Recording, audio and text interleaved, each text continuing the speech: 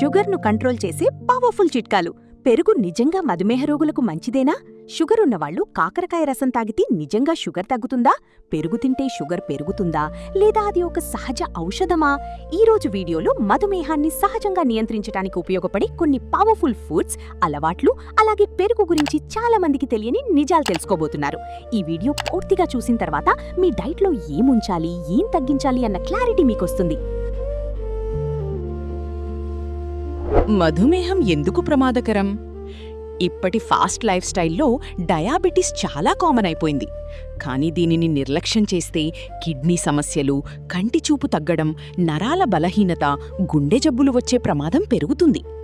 అయితే మంచి విషయమేంటంటే సరైన ఆహారం, కొన్ని సహజ అలవాట్లు పాటిస్తే షుగర్ లెవెల్స్ను కంట్రోల్లో ఉంచడం సాధ్యమే. కాకరకాయ రసం మ్యాజిక్. మధుమేహ నియంత్రణలో చాలామంది ముందుగా చెప్పే సహజ చిట్కా కాకరకాయ రసం. ప్రతిరోజు ఉదయం పరగడుపున అరకప్పు తాజా కాకరకాయ రసం తాగడం వల్ల శరీరంలో ఇన్సులిన్ రెసిస్టెన్స్ తగ్గేందుకు సాయం చేస్తుందని నిపుణులు చెప్తున్నారు. ఇందులో ఉండే సహజ పదార్థాలు శరీరం ఇన్సులిన్ను బాగా ఉపయోగించుకునేలా చేయడంలో సహాయపడతాయి. కానీ ఒక్క విషయం గుర్తుంచుకోండి, కాకరకాయ రసంలో చక్కెర, ఉప్పు, తేనె లేదా ఇతర పదార్థాలు కలపకూడదు. ఉదయం తాగలేకపోతే సాయంత్రం కూడా తీసుకోవచ్చు.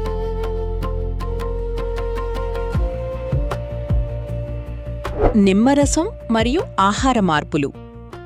షుగర్ కంట్రోల్లో ఆహారపు అలవాట్లు చాలా కీలకం. చాలామంది ఎక్కువ ఉప్పు వాడతారు.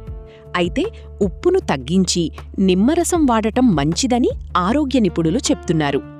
మజ్జిగలో, కూరల్లో లేదా సాలడ్స్లో నిమ్మరసం కలిపితే విటమిన్ సి అందటంతో పాటు ఆరోగ్యానికి మేలు చేస్తుంది. ఇక మరో ముఖ్యమైన విషయం అన్నం. తెల్ల అన్నం మాత్రమే కాదు, brown rice, red rice, black rice కూడా అధికంగా తీసుకోవడం మధుమేహ రోగులకు మంచిది కాదు. దానికి బదులుగా సోయాబీన్స్, అలసందలు, చిక్కుళ్ళు, గోరుచిక్కుళ్ళు వంటి నెమ్మదిగా జీర్ణమయ్యే ఆహారాలు తీసుకోవాలి.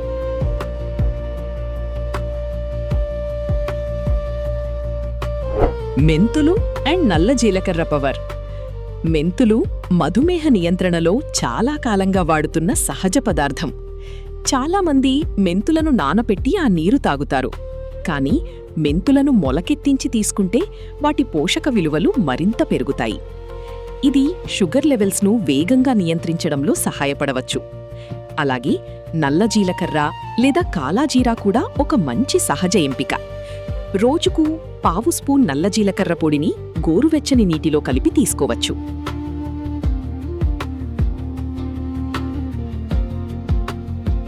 నేరేడు అండ్ జామకాయ ప్రయోజనాలు.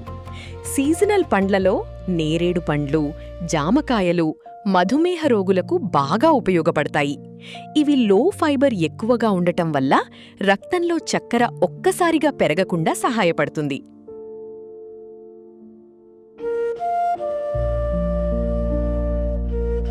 పెరుగు నిజంగా మంచిదేనా? ఇప్పుడు చాలామందికి ఉండే పెద్ద సందేహం, షుగర్ ఉన్నవాళ్లు పెరుగు తినొచ్చా? సమాధానం అవును, కానీ సరైన విధంగా. సహజంగా ఇంట్లో తయారు చేసిన పెరుగు మధుమేహ రోగులకు మంచిదని నిపుణులు చెబుతున్నారు.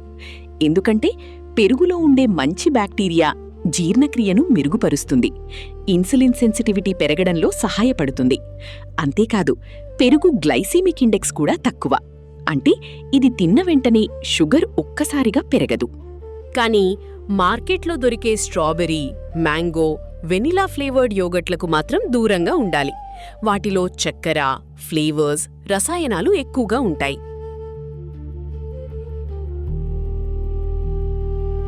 పెరుగును ఎలా తినాలి? పెరుగులో పంచదార కలపడం పూర్తిగా మానేయాలి.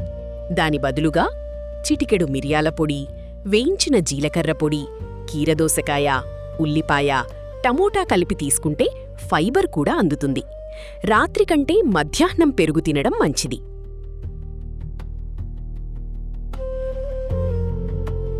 మజ్జిగ ప్రయోజనాలు. పెరుగు భారంగా అనిపిస్తే మజ్జిగ రూపంలో తీసుకోవచ్చు. మజ్జిగ శరీరాన్ని చల్లబరచడమే కాదు, హైడ్రేటెడ్గా ఉంచుతుంది. ప్రత్యేకంగా వేసవిలో షుగర్ లెవెల్స్ హెచ్చుతగ్గులు తగ్గించడంలో సహాయపడుతుంది.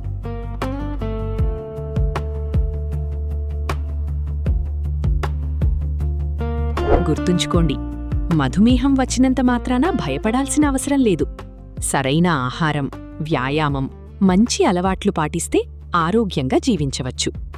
ఈ వీడియో మీకు ఉపయోగపడితే తప్పకుండా లైక్ చేయండి, మీ కుటుంబ సభ్యులతో షేర్ చేయండి.